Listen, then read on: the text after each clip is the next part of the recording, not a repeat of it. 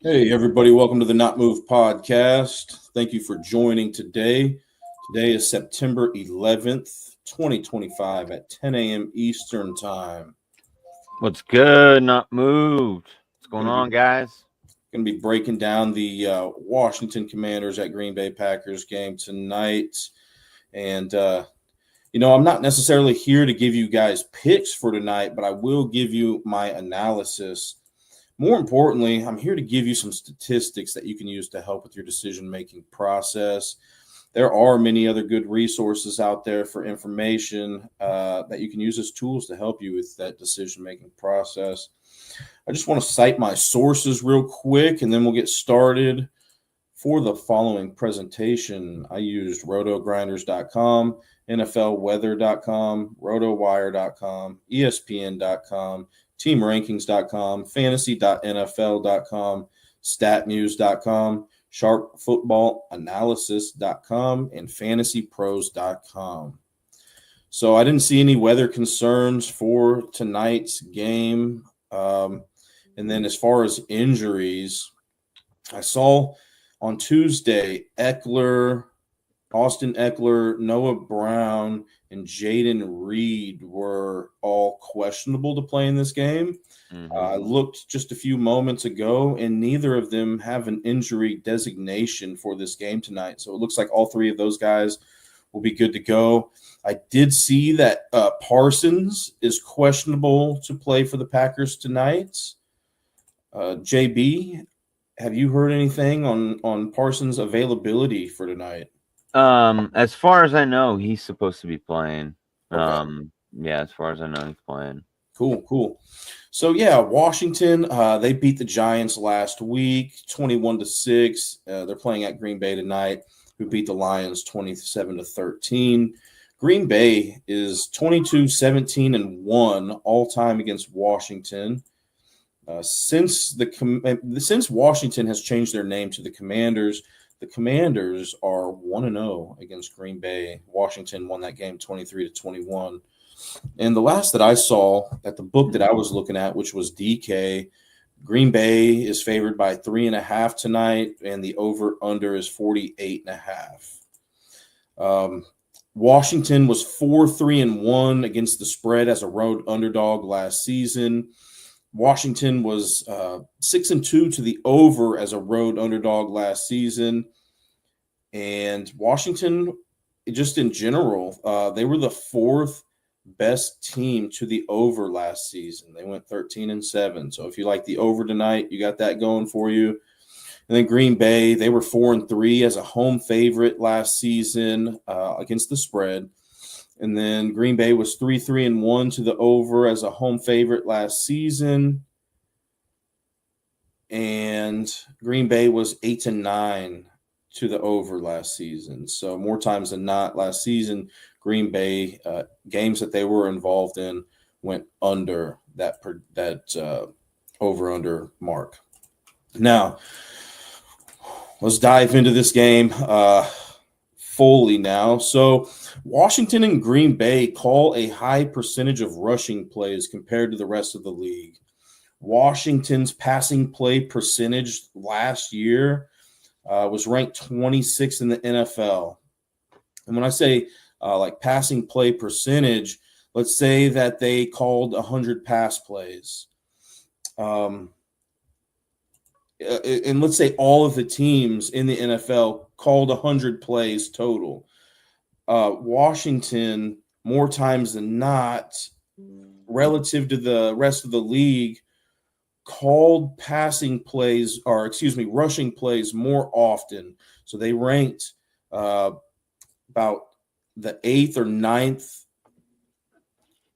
most rushing play called team, if that makes sense. And then Green Bay passing play percentage, they ranked 30th in the NFL last season, and they ranked 28th after week 1.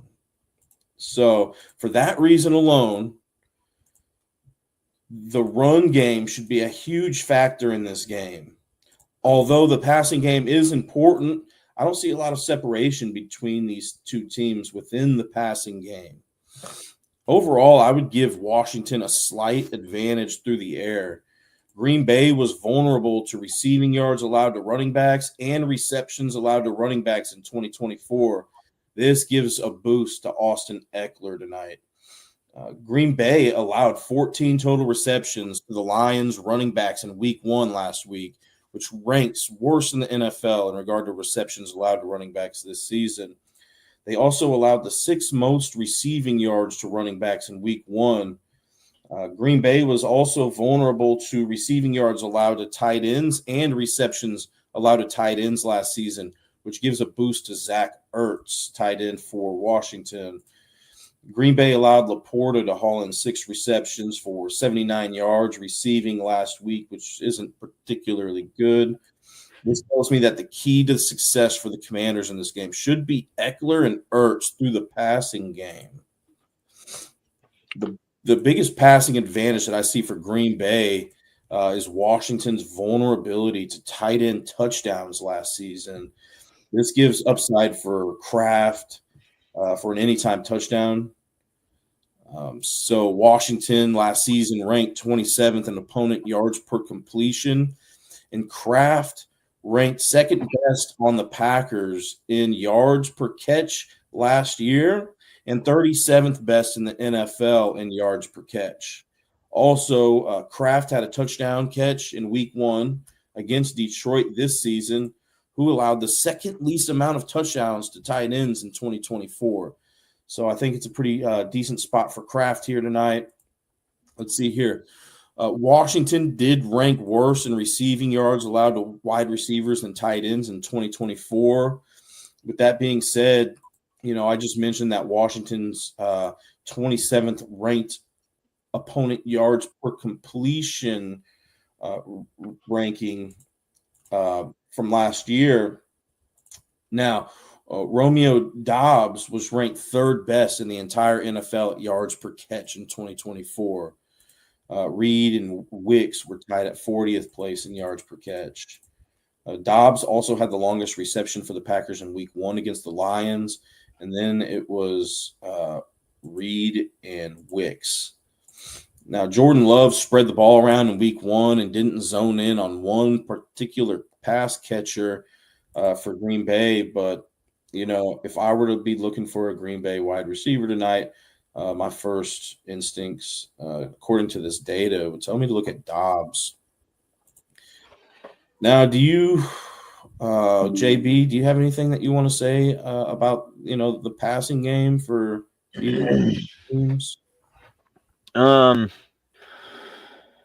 don't know.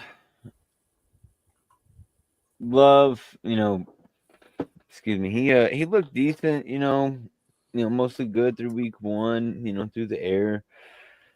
Like you were saying. But the Commanders' defense, they just kind of looked a little bit better. So I didn't really look at their game last week, and I didn't really realize. I'm just kind of reading over some things about it. I had initially picked Green Bay, not gonna lie to you.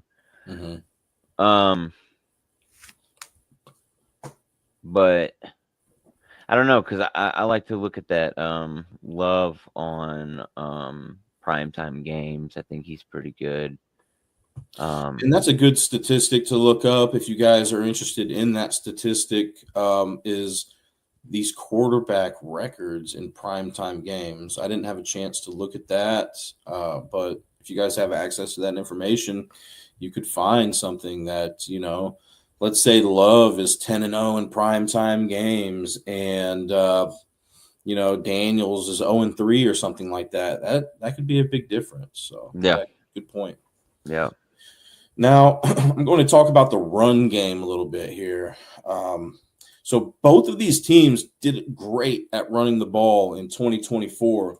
Washington ranked 4th best in rushing yards per game last season, and Green Bay ranked 6th.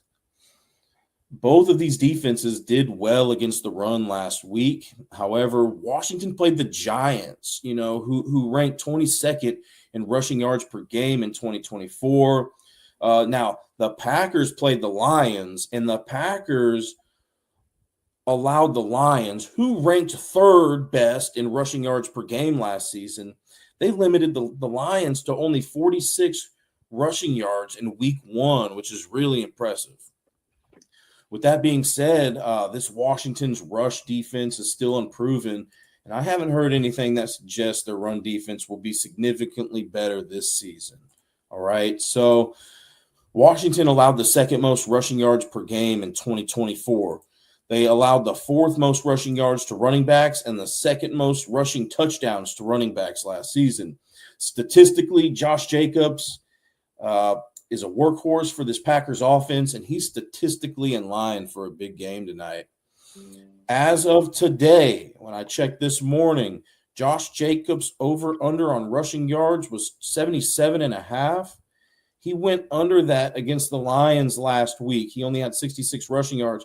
But the Lions ranked 6th best in rushing yards allowed per game last season. So he's going up against a much weaker rush defense tonight. And then last season, he had 80-plus rushing yards in 7 out of 18 games. So more times than not, he didn't get to that 80 mark. But I feel like this is a good spot for him to get that tonight. I mentioned earlier that Washington allowed the second most rushing yards per game in 2024. Josh Jacobs ranked 25th best in the NFL. Oh, wow. Yards per rush attempt last season, and Washington allowed the second most rushing yards per attempt. Also, Green Bay has a favorable red zone conversion rate advantage. Yes, Washington was ranked higher in that category last season, but the opponent red zone conversion rate is the big difference here. Washington ranked 27th in opponent red zone conversion rate last season. They also ranked 25th in opponent red zone conversion attempts. What that means is that teams were entering the red zone against the Commanders often and converting against the Commanders last season. I'd also give Green Bay a sacks advantage, turnover differential advantage, and a punt return advantage. And then I would also give Washington a slight kicker advantage tonight and a slight kickoff return advantage tonight.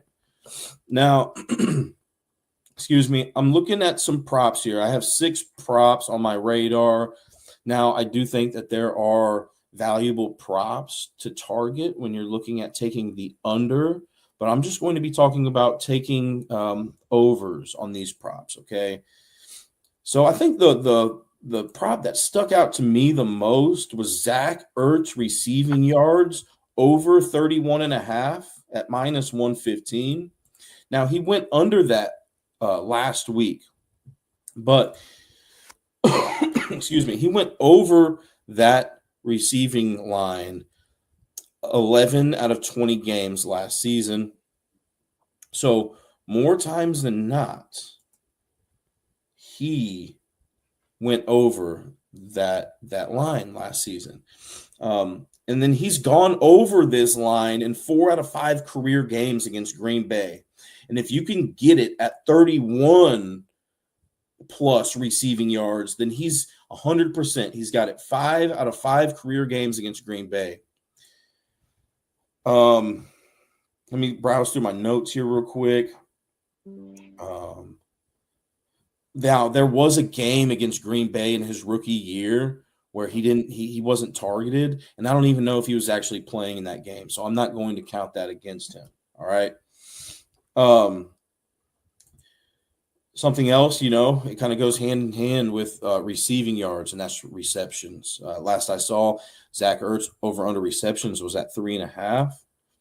He went over that mark in 12 out of 20 games last season. So more times than not last season, he went over that line.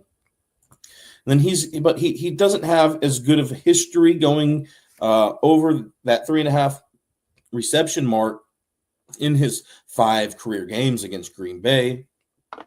He's gone over that mark, though, more times than not, 3 out of 5 career games. He's gotten 4+ receptions.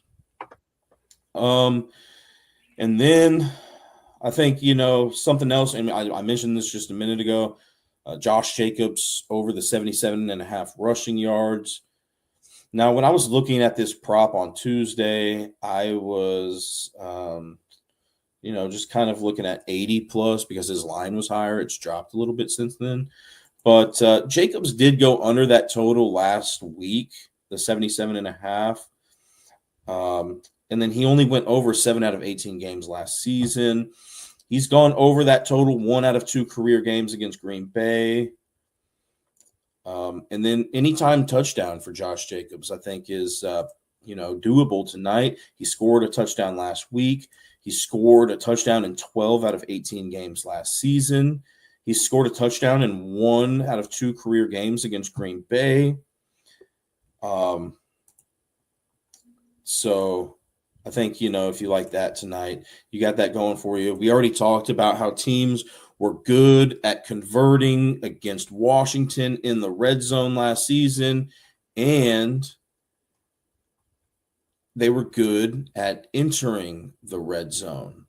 So just for clarification purposes, I want to let you know what Green Bay's red zone conversion rate was last season. It ranked 10th. All right. And then their red zone attempts per game last season, they ranked 3rd. So I think there's going to be some opportunity tonight for Josh Jacobs to find the end zone. Let me see a couple other props here that I was looking at. It was Eckler. I mentioned Eckler earlier in this segment. Now, Eckler's receiving yards, last that I saw, the over-under was 23.5. He did go over that last week. He went over that 7 out of 15 games last season. He's 1-2 in career games against Green Bay at reaching that mark. And then receptions, over 3.5. He did go under that last week. He only went over that 5 out of 15 games last season, but he has had that in 1 out of 2 career games against Green Bay. And, one of the big reasons why I was talking about Eckler's receiving props was because of what, I mentioned earlier about how Green Bay last season allowed the 3rd most receiving yards to running backs. Eckler is the pass-catching back for this team. And then Green Bay receptions allowed to running backs. Green Bay allowed the 4th most last season, And I'm looking at this box score for the Commanders and Giants game last week. And, Eckler had 3 receptions, 3 targets. So he was the leading running back that was targeted for Washington last week, and I expect that to be the same case today.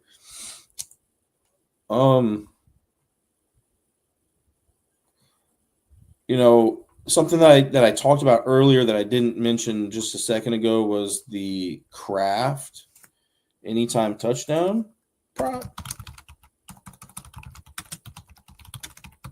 I think that's worth looking into. And the reason being is because Washington allowed the 4th most receiving touchdowns to tight ends last year. So now I don't believe they allowed a receiving touchdown to a tight end last week, but they played the Giants, and I'm not really too high on the Giants. So I think we'll really get to see what this Commanders defense is about tonight in regards to how much they're running.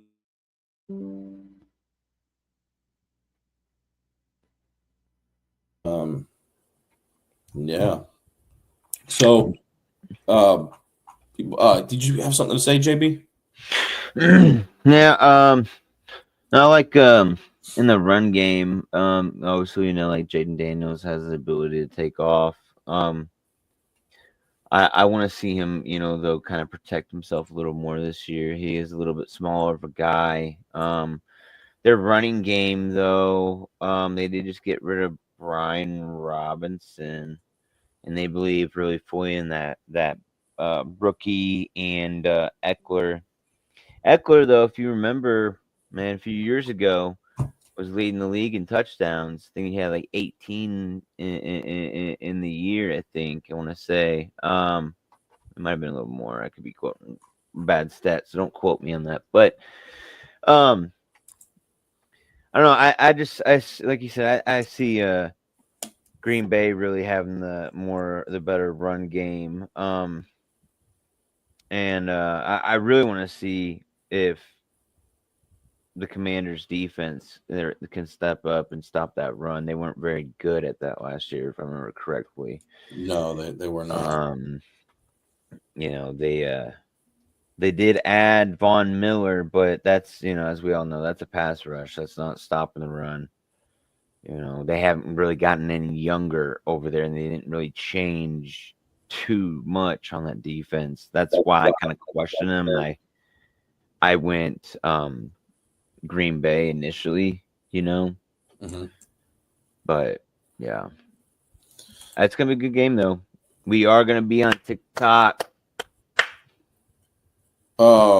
Let's see, rushing yards allowed per game last season by Green Bay. They ranked 7th. So you know, and then this in week 1, Krosky Merritt was the running back who led this Washington team in carries, 10 carries, 82 yards, 1 touchdown.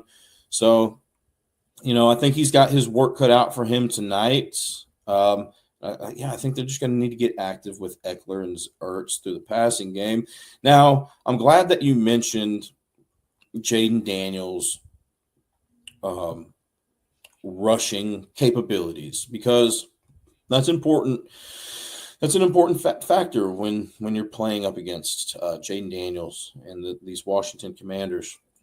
Now, what I will say is that last season, rushing yards allowed to quarterbacks, Green Bay ranked 9th best.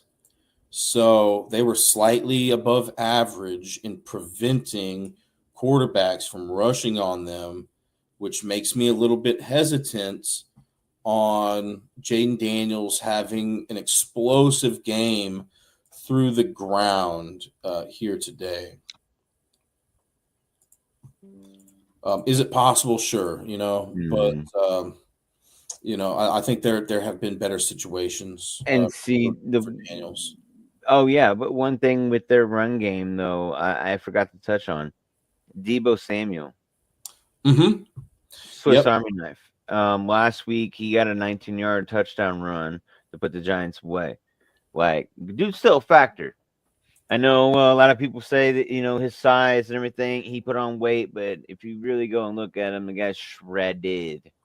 He looks like a miniature DK Metcalf. I'm just saying.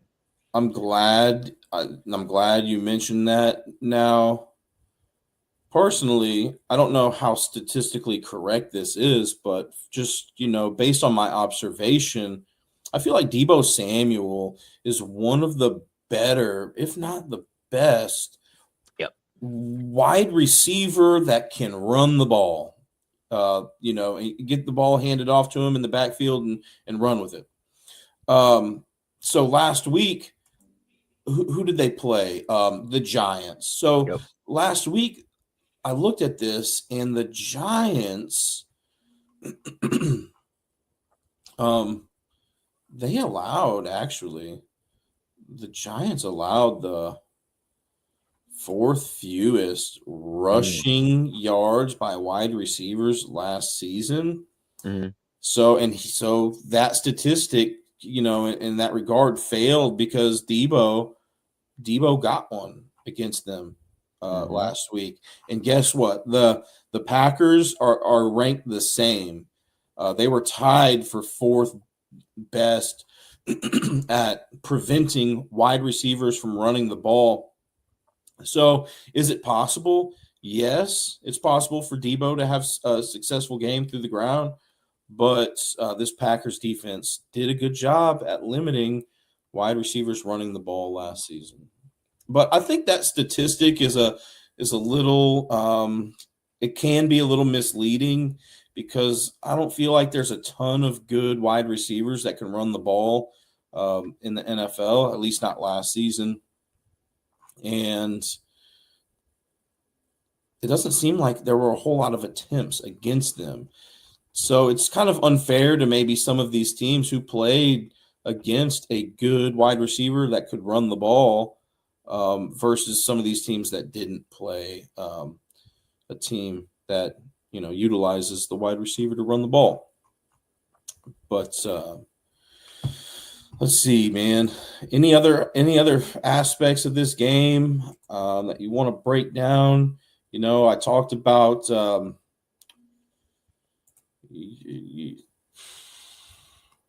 sacks. I think we have to talk about sacks, at least touch on that a little bit. Mm-hmm. Green Bay did an excellent job at protecting Jordan Love last season. They ranked second best in quarterback sacks allowed per game. So there was only one other team that allowed fewer sacks to their quarterback than Green Bay last season. In Washington, their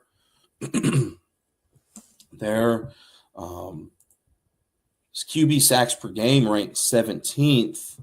Now, that could get a little bit better this year with Von Miller.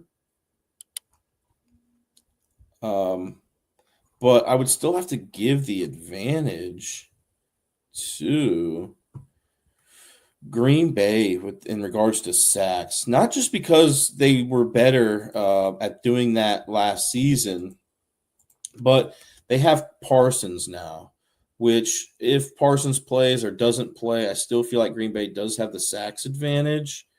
Maybe I'm wrong in that regard, but I think if they have Parsons, then there's really no question about it.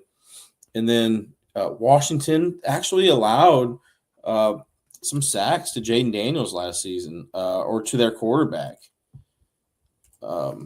Did Jaden Daniels get injured last season? Did he miss any time? I feel like he did. A little bit. Yep, a little bit.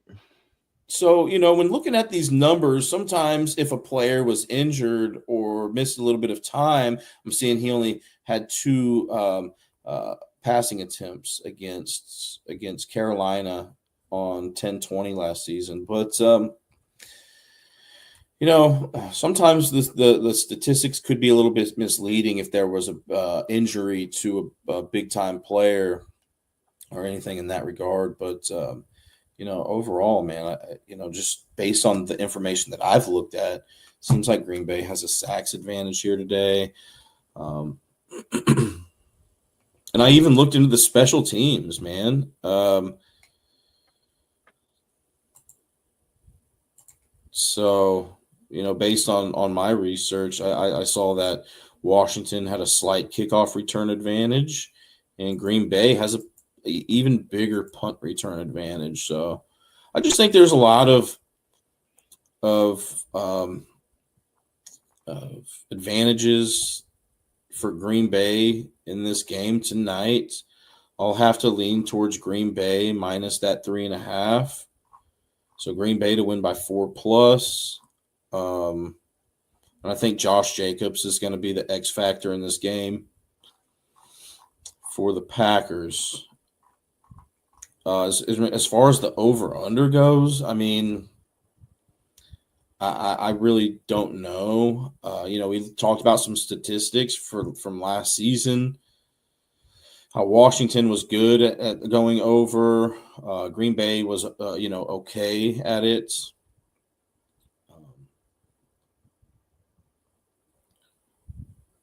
I don't know. Do you think this is going to be a high-scoring game, JB, or low-scoring, or any opinion on that? Probably high. I think it's going to be high. I think it's going to go over. Yeah. I'm a little, yeah. And we talked about the red zone a little bit with Green Bay having an advantage. Excuse me. Green Bay having an advantage in the red zone. But Washington did great in the red zone and getting to the red zone last season. It was just Green Bay's red zone defense was just a little bit better. Washington ranked sixth best in red zone conversion rate. And when I say red zone conversion rate, I'm talking about touchdowns. Mhm. So they did good at maximizing their red zone opportunities last season. They ranked sixth best, and then they got into the red zone the second most out of every team last season. But once again, Green Bay's opponent red zone conversion rate was ranked 16th last season compared to Washington's 27th ranked opponent red zone conversion rate. So Green Bay did better at preventing that. And then Green Bay did much better at preventing teams from entering the red zone against them. And I also think, there may be some teams that don't necessarily enter the red zone. They just air the ball out, and that's how they score. I don't know if Washington did that last season or not, but that's another statistic I think that is important that I'm not going to cover today is, explosive plays versus explosive plays allowed, right? So anyways, I think that's, about all I have for the game tonight. What's your prediction on this one, Jack? I have,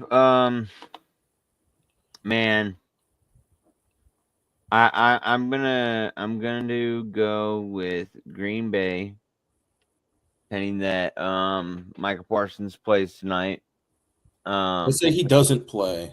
Do you like Washington? If he doesn't play, yeah, I'm gonna go with Washington. Just, I don't know. I don't think that they're as deadly without Parsons. You know what I mean? Yeah. That's the reason why they got him, is to get a pass rush. So, but yeah, I think Parsons plays. I think the only reason that he's questionable is because of his back, but he'd be taking epidurals to play. He played last week, so what's the difference? Mm-hmm. But yeah, I got Parsons plays Green Bay 28-25.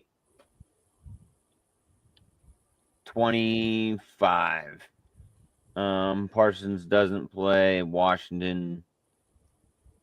Oh man, I don't know. 26-17. Sounds good, man. Sounds good. I was looking at a correct score for this game. I forgot what I had in mind. I'll have to look through my notes and just. But there was a score that I was interested in.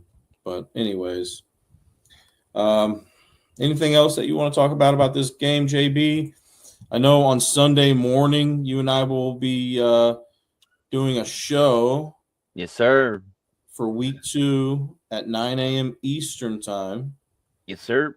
So that's the next time that I'll see everybody. Because I don't think I'll be doing a baseball show this week. I've put a lot of time in already, and I'm going to continue putting my time into NFL research for Sunday's show.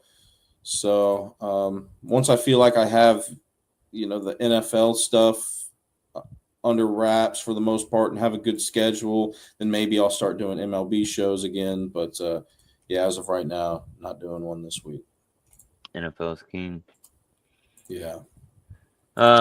Yeah, we got and after that show we'll line up. We'll have a Not Move NFL week 1 breakdown. Tonight there's a Not Move podcast show.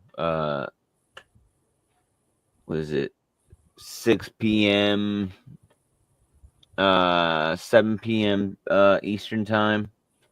And then there will also be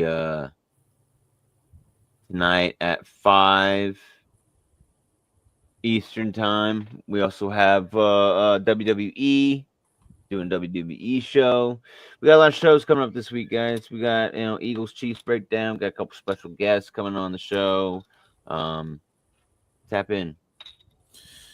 Yeah, I do want to just touch on week one for a second. So, I don't necessarily give my own opinions about what's going to happen in games. I give people, statistical reasonings for the things that I think are going to happen, right? But that's not necessarily everything.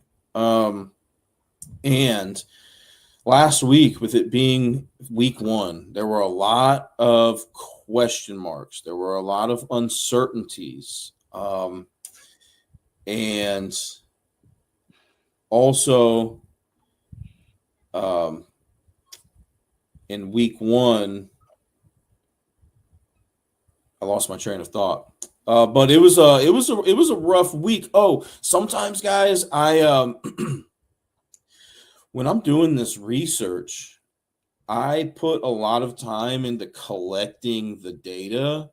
And sometimes when I go to analyze it, which is just as important, if not more important, I am fatigued at that time. So, I wouldn't necessarily just come in here and blindly tail everything, every lean that I have. I would definitely, take what you can from it and mix it in with other members' um, opinions on the Not Move podcast and just on other platforms in general, other podcasts and stuff like that. So, but yeah, week one was rough. Man, So, so hopefully, this week at least we have 1 week under our belt.